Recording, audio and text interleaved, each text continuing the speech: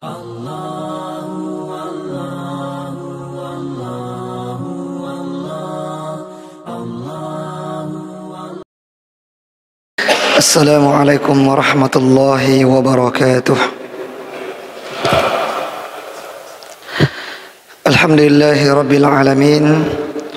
Wassalatu wassalamu ala asyrafil anbiya'i wal mursalin wa ala alihi wa ashabihi wa man tabi'ahum bi ihsanin ila yaumiddin. Amma ba'd. Hadirin jamaah salat maghrib yang dirahmati oleh Allah Subhanahu wa taala. Alhamdulillah, kita bersyukur kepada Allah Subhanahu wa taala. Pada malam hari ini Allah Subhanahu wa taala memberikan kita nikmat iman, kesehatan dan kesempatan sehingga kita bisa hadir untuk bermajelis ilmu sebagaimana biasanya. Salam dan salawat kepada Nabi kita Muhammad sallallahu alaihi wasallam. Jamaah salat maghrib yang dirahmati oleh Allah Subhanahu wa taala, kita akan melanjutkan pembahasan kita dari kitab yang berjudul Taisirul Mannan fi Qisasil Quran, kisah-kisah di dalam Al-Quran. Dan pertemuan yang lalu kita sudah masuk pada kisah Qarun yang kita ambil dari surah Al-Qasas ayat 76 sampai ayat 83. Pada pertemuan yang lalu kita sudah membahas sampai ayat ke-79, yaitu firman Allah Subhanahu wa taala. Kita ulangi sedikit. Fa kharaja ala qaumihi fi zinatihi qala alladhina yuriduna al-hayata ad-dunya ya laita lana mithla ma utiya Qarun innahu ladzu hazzin azim. Tayyib. Jadi ketika Qarun diberikan nasihat oleh orang-orang di sekitarnya agar jangan berbuat angkuh dan membanggakan dirinya, ternyata bukannya dia berhenti, bukannya dia mendengarkan nasihat, justru dia keluar dengan membawa kekayaannya yang sangat banyak, dengan membawa kendaraannya yang sangat banyak untuk memperlihatkan kepada orang-orang tersebut, untuk membuat mereka kesal terhadap nasihat yang mereka berikan ternyata tidak didengarkan oleh Qarun. Kemudian orang-orang yang lebih mendahulukan kehidupan dunia, mereka mengatakan sekiranya seandainya kita juga diberikan seperti yang diberikan kepada Qarun. Sungguh Qarun memiliki keberuntungan yang sangat besar. Ini bagi orang-orang yang lebih mengedepankan kehidupan dunia daripada kehidupan akhirat. Dia tidak melihat kepada bagaimana kekufurannya Qarun. Dia tidak melihat kepada bagaimana ingkarnya Qarun, bagaimana sombongnya Qarun. Dia cuma melihat kepada satu poin, yaitu Qarun diberikan kekayaan yang banyak, sehingga mereka mengatakan sekiranya seandainya kita juga punya harta seperti harta yang dimiliki oleh Qarun. Sungguh Qarun memiliki keberuntungan yang besar. Padahal itu bukan keberuntungan, karena gara-gara hartanya, gara-gara kekayaannya membuat dia lupa dengan negeri akhirat, membuat dia lupa kepada Allah, membuat dia jauh dari ajakan Nabi Musa alaihissalam.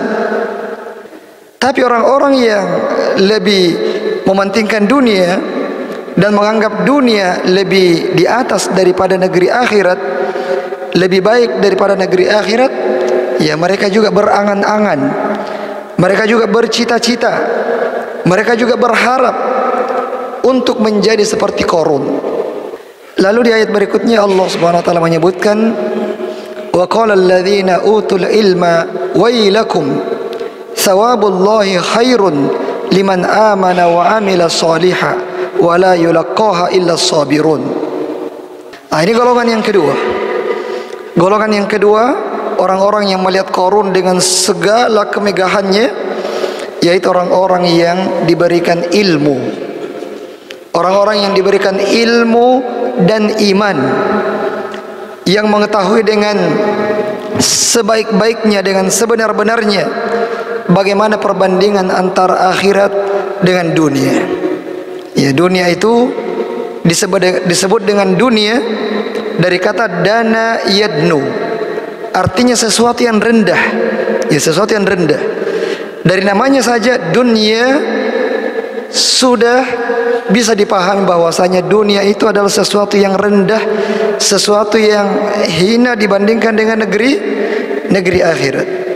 Orang-orang yang berilmu ini, yang diberikan ilmu dan iman, mereka mengatakan kepada orang-orang tadi yang mengatakan sekiranya kita seperti Qarun, mereka mengatakan celaka kalian. Celaka kalian, mengapa kalian mengatakan kalimat yang seperti itu? Padahal sebenarnya akhirat, pahala, ya keutamaan dari Allah itu lebih baik bagi orang-orang yang beriman dan beramal saleh. Mengapa kalian berharap, berangan-angan mau menjadi seperti Qarun? Padahal Qarun dengan segala harta yang dimilikinya, tapi dia adalah orang yang sudah kufur kepada Allah. Dan hartanya yang menjadikan dia seperti itu. Hartanya yang membutakan matanya, membutakan hatinya. Lalu mengapa kalian mengatakan dan berangan-angan ingin menjadi seperti Qarun? Sementara akhirat, pahala, keutamaan dari Allah Subhanahu wa taala jauh lebih baik. Keadaan kita yang sekarang ini, ya, yang mungkin tidak banyak hartanya, sempit kehidupan dunianya, tapi dengan keimanan kita, dengan ketaatan kita, dengan kesabaran kita dalam beribadah dan dalam meninggalkan maksiat, itu lebih utama daripada apa yang dimiliki oleh Qarun. Wala yulaqqaha illa sabirun. Dan tidak ada yang akan mendapatkan keutamaan itu, negeri akhirat itu, kecuali orang-orang yang bersabar. Ini keutamaan sabar luar biasa. Makanya penduduk surga ketika masuk ke dalam surga, mereka akan disambut oleh para malaikat, dan malaikat akan mengatakan, salamun alaikum bima sabartum fa ni'ma uqbad dar. Malaikat mengatakan, keselamatan untuk kalian. Karena apa? Bima sabartum, karena kesabaran kalian. Satu ucapannya, bima sabartum. Malaikat tidak mengatakan bima syakartum, karena kesyukuran kalian. Bima shallaitum, bima sumtum, karena salat kalian, karena puasa kalian. Tapi malaikat mengatakan bima sabartum, karena kesabaran kalian. Karena dengan kesabaran, ya, kesabaran dengan tiga pembagiannya. Sabar dalam melakukan ketaatan, sabar dalam meninggalkan kemaksiatan, dan sabar dalam menghadapi takdir dari Allah Subhanahu wa taala. Nah, ini perkataannya orang-orang yang berilmu. Ini perkataannya orang-orang yang berilmu dan beriman. Dan inilah diantara yang membedakan antara orang-orang yang belajar, orang-orang yang berilmu, dengan orang-orang yang tidak belajar. Orang-orang yang tidak belajar memandang bahwasanya kemuliaan, ketinggian, kedudukan seseorang itu dilihat pada harta bendanya. Semakin banyak hartanya, maka semakin mulia dia, semakin tinggi kedudukannya, dan dia akan memandang rendah, memandang hina orang-orang yang tidak berharta, meskipun orang itu adalah orang yang berilmu, orang yang soleh, orang yang bertakwa, orang yang dekat kepada Allah Subhanahu wa taala. Dia tidak memandang itu. Yang dia pandang adalah seberapa banyak harta yang dia miliki. Nah, ini orang-orang yang tidak belajar, yang tidak mengetahui ilmu, yang tidak mengetahui keutamaan akhirat dibandingkan dengan kehidupan dunia. Nah, kemudian Jamaah yang dirahmati oleh Allah Subhanahu wa taala, di dalam hadis Nabi sallallahu mengatakan bahwa innamad dunya li arba'ati nafar. Dunia itu ketika berada di tangan 4 orang seperti ini kondisinya. Yang pertama adalah abdun razaqahullahu malan wa ilman fahuwa yattaqi fi malihi rabbahu wa yasilu fihi rahimahu wa ya'lamu lillahi fihi haqqan fahadha bi ahsanil manazil indallah. Golongan yang pertama adalah hamba yang diberikan rezeki oleh Allah berupa harta dan berupa ilmu. Ya, berupa apa? Harta dan ilmu. Kemudian dia bertakwa kepada Allah pada hartanya itu. Dia menggunakan hartanya di jalan-jalan kebaikan. Dia bersedekah. Dia mengeluarkan zakatnya. Dia mengeluarkan yang wajib dari hartanya, memberikan nafkah kepada anak dan istrinya, mengeluarkan zakatnya dan sebagainya. Karena dia tahu bahwasanya harta yang dia miliki itu bukan milik dia sepenuhnya. Dia tahu bahwasanya ada haknya orang-orang miskin pada hartanya. Wa fi amwalihim haqqun lis-sa'ilin. Pada hartanya itu ada haknya orang-orang yang minta, ada haknya orang-orang yang fakir, orang-orang yang miskin. Maka dia keluarkan itu hartanya, dia sedekahkan hartanya, dan dia menyambung silaturahminya. Tidak mentang-mentang dia kaya, dia lupa lagi dengan sanak keluarganya. Mentang-mentang dia kaya, dia tidak mau lagi bersilaturahim, tidak mau lagi bersilaturahim kepada kerabat-kerabatnya. Nah, tapi golongan yang pertama ini karena Allah memberikan kepadanya harta dan ilmu, maka dia tetap menyambung silaturahminya, bertakwa kepada Allah dan mengeluarkan hak-hak pada hartanya. Maka ini kata Nabi SAW, ya dia telah menempati kedudukan yang terbaik di sisi Allah Subhanahu wa taala. Orang yang kedua, wa rajulun atahu Allahu ilman wa lam yu'tihi malan fahuwa yaqul. Orang yang kedua adalah orang yang diberikan oleh Allah ilmu tapi tidak diberikan harta. Kemudian dia mengatakan, "Lau anna li malan la amiltu bi amali fulanin fahuwa bi niyyatihi wa huma fil ajri sawa." Ya, orang yang kedua ini dia mengatakan, seandainya, sekiranya saya juga diberikan harta sebagaimana yang diberikan kepada si fulan, yang diberikan harta dan ilmu, yang bersedekah, yang berinfak, yang berzakat, dia mengatakan sekiranya saya juga diberikan harta seperti dia, maka saya juga akan beramal sebagaimana amalannya. Saya juga akan beramal sebagaimana amalannya. Dia lihat orang itu melakukan ibadah haji, ibadah umrah, membangun masjid, membangun pesantren, menyantuni anak-anak yatim, orang-orang miskin, orang-orang fakir, menyambung silaturahminya dan sebagainya. Kemudian orang yang kedua ini mengatakan, seandainya, kalaulah sekiranya Allah memberikan harta kepada saya sebagaimana dia, maka saya juga akan melakukan sebagaimana yang dia lakukan, bahkan mungkin lebih. Maka kata Nabi, kedua orang ini sama dalam pahalanya. Karena apa? Karena niatnya, karena azamnya, karena tekadnya. Dia betul-betul bersungguh-sungguh, dia jujur dengan niatnya. Maka kata Nabi, keduanya sama dalam pahala. Kemudian yang ketiga, rajulun atahu Allahu malan wa lam yu'tihi ilman fahuwa yukhbitu fi malihi la yattaqi fihi rabbahu wa la yasilu fihi rahimahu wa la ya'lamu lillahi fihi haqqan fahadha bi aswa'il manazil indallah. Ya, orang yang ketiga adalah orang yang Allah berikan kepadanya harta tapi tidak diberikan ilmu, sehingga akhirnya dia rusak dengan hartanya. Rusak di sini artinya dia jauh dari Allah Subhanahu wa taala gara-gara hartanya. Dia tidak bertakwa kepada Allah dengan hartanya.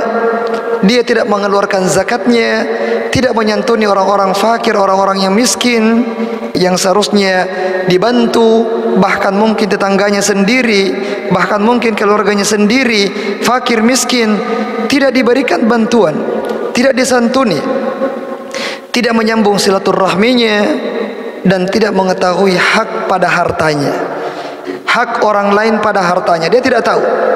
Dia gunakan hartanya untuk bermaksiat kepada Allah Subhanahu wa taala. Nah, kata Nabi sallam, orang ini adalah orang yang paling buruk di sisi Allah Subhanahu wa taala. Banyak hartanya, tapi gara-gara hartanya dia jauh dari Allah Subhanahu wa taala. Maka dia adalah orang yang buruk, yang sangat buruk di sisi Allah. Orang yang keempat adalah rajulun lam yu'tihi Allahu malan wala ilman fahuwa yaqul, ya, orang yang tidak diberikan harta, tidak juga diberikan ilmu. Ya, sudah tidak ada harta, tidak ada ilmu lagi. Lalu dia mengatakan, lau anna li malan la amiltu bi amali fulanin fahuwa bi niyyatihi wa huma fil wizri sawa. Nah, hadis ini disahihkan oleh Imam At-Tirmidzi rahimahullahu taala. Lalu dia mengatakan, orang yang keempat ini mengatakan, kalau sekiranya saya juga punya harta sebagaimana orang tersebut yang tadi tidak menggunakan hartanya untuk bertakwa kepada Allah Subhanahu wa taala, tapi justru menggunakan hartanya untuk berfoya-foya, untuk mubazir, untuk di jalan-jalan yang haram, ya, dia mengatakan kalau sekiranya saya juga punya seperti dia, maka saya juga akan menggunakan harta saya sebagaimana yang dia gunakan. Dan kata Nabi, keduanya ini sama. Keduanya ini sama dalam dosanya. Ya, na'udzubillah. Ya, keduanya sama dalam dosa. Sama dengan ini.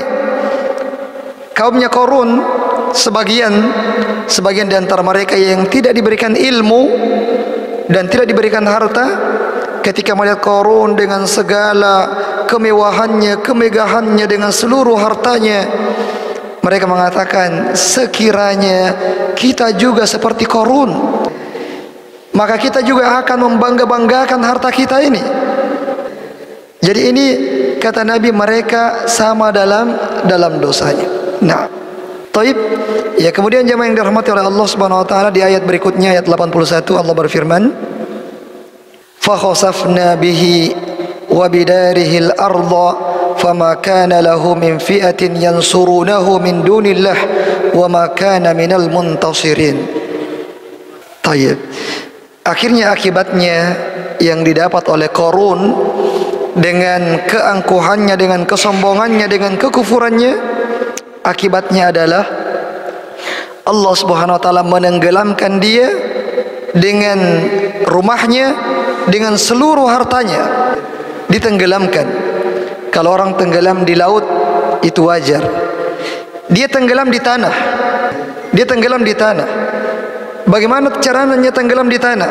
Tanah yang tempat rumahnya berdiri itu runtuh.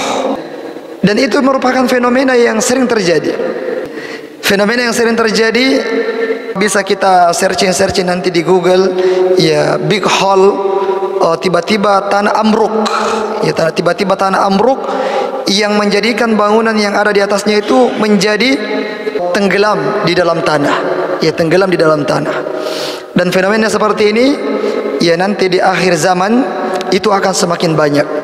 Dan dia merupakan salah satu di antara tanda-tanda hari kiamat yang besar.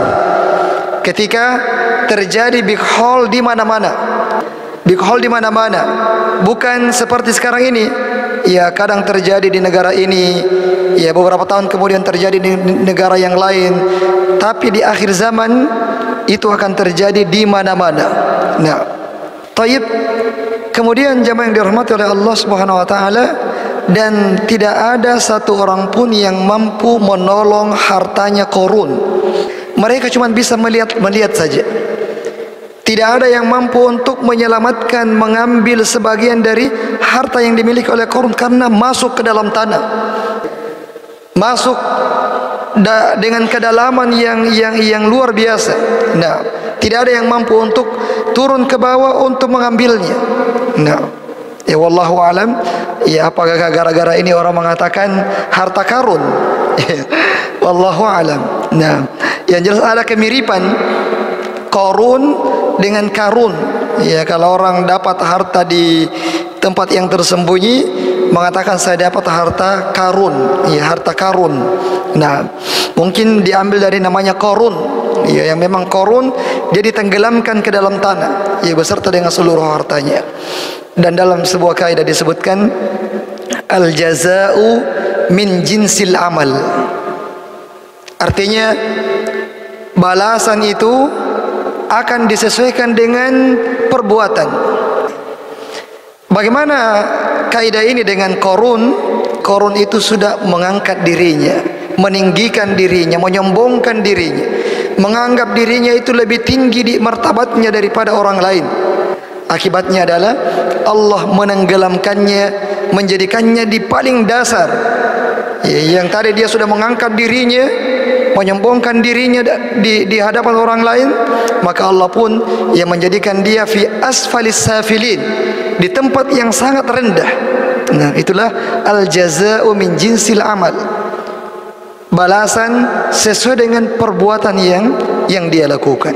Nah, ini juga jamaah sekalian yang dirahmati oleh Allah Subhanahu wa taala, menunjukkan tentang bagaimana hinanya dunia di sisi Allah Subhanahu wa taala, dan bagaimana cepatnya harta itu bisa lenyap dari seseorang. Bagaimana cepatnya harta bisa hilang pada seseorang.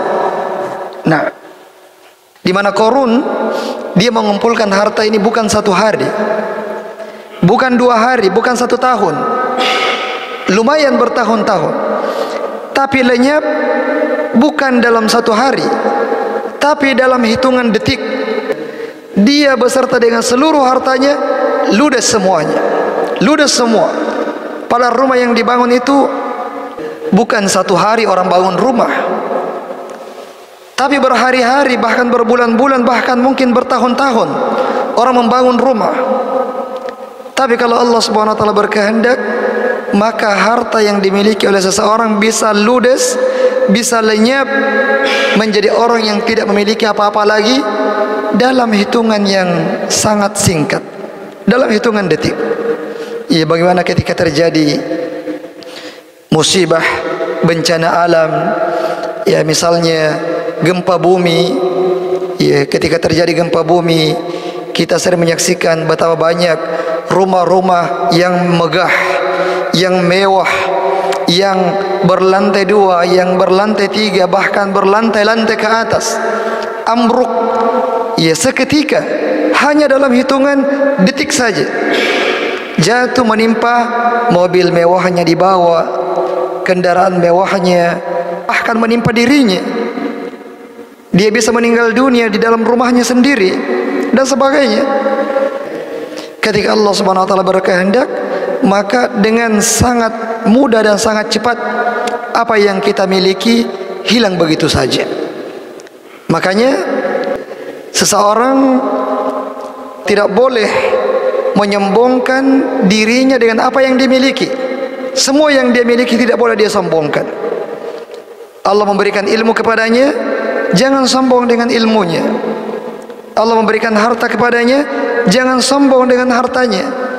Allah memberikan jabatan, kedudukan dan sebagainya, maka jangan sombong dengan itu semua.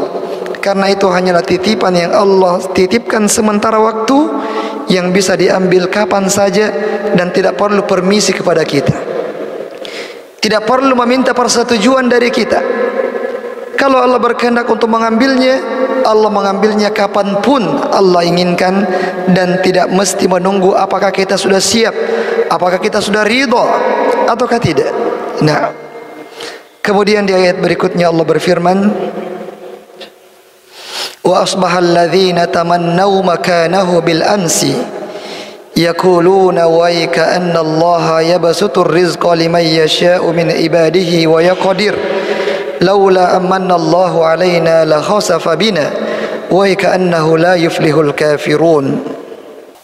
Tayyib. Ya, kemudian setelah melihat ya bagaimana kesudahannya Qarun dengan seluruh hartanya yang tidak bisa diselamatkan, orang-orang yang kemarin memuji-mujinya, berharap bisa seperti Qarun, ya barulah mereka tersadar, barulah mereka terhentak.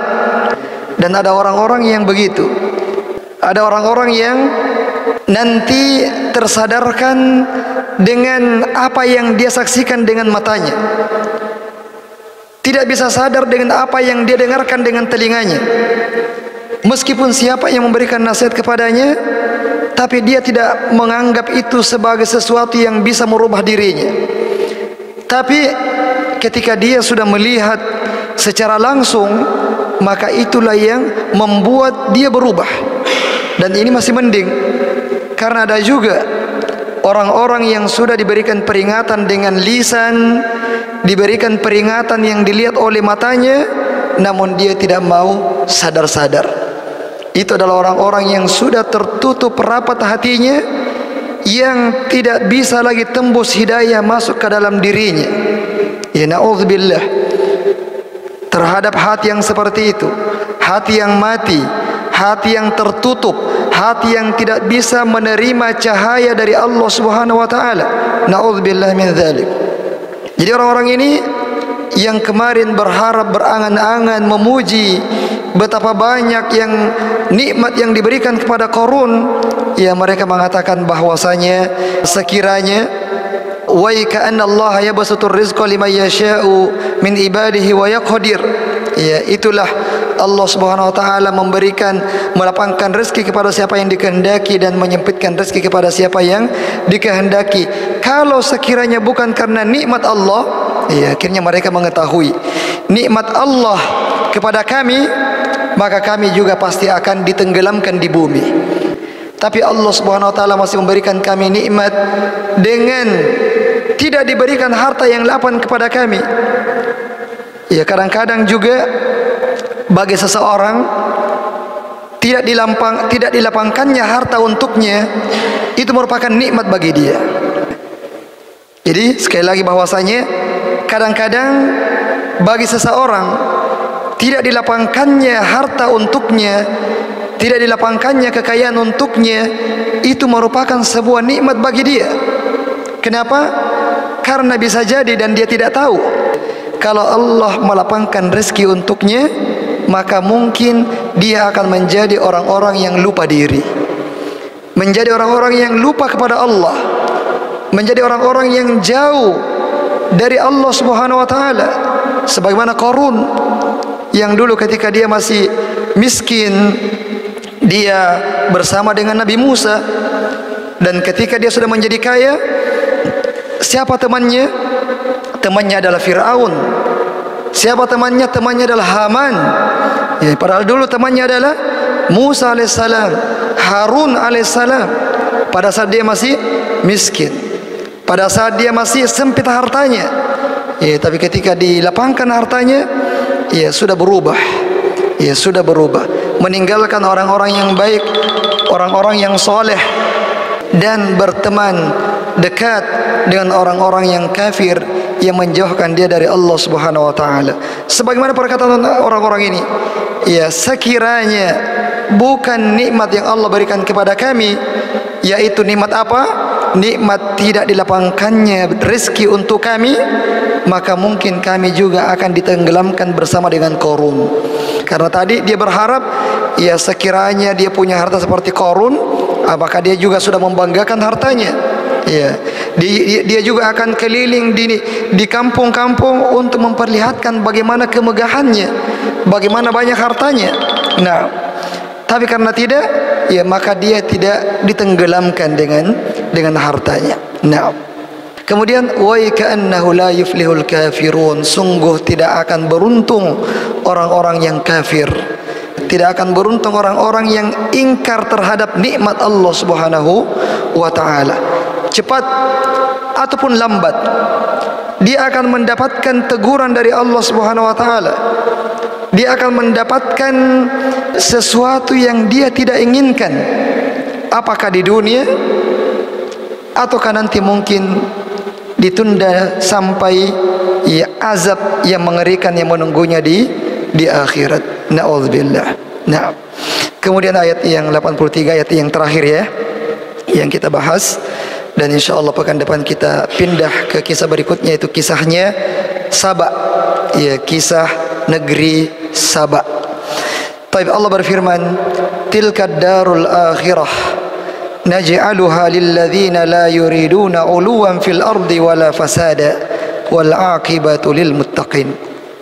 Taib, Allah berfirman bahwa ya negeri akhirat itu diperuntukkan untuk mereka-mereka yang tidak menyombongkan dirinya dan tidak melakukan kerusakan di muka bumi.